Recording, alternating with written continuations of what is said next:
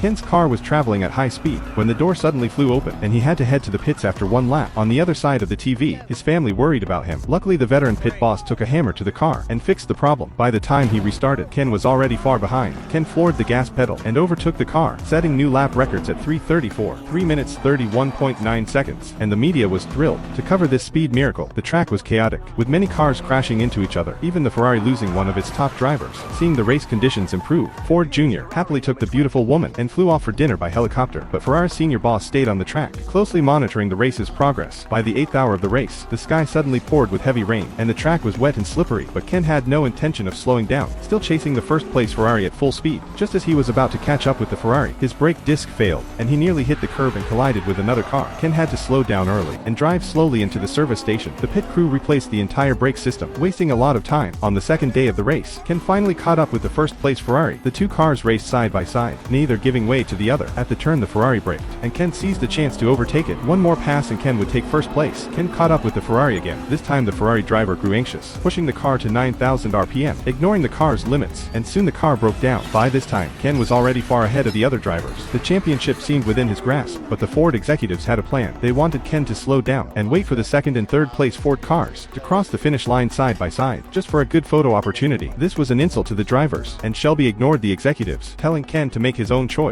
Ken didn't slow down, speeding ahead as his form got better and better, setting another race lap record. The last three Fords crossed the finish line simultaneously. Ken opened his car door to claim his prize, but the flowers and trophy went to McLaren. It turned out that Biron had started farther back and covered more miles, so he was the winner. In the audience, Ferrari's senior boss saluted Ken. If the Ford executives hadn't messed up, Ken would have been the driver to win Sebring, Daytona and Le Mans in the same year, a feat no one has achieved to this day.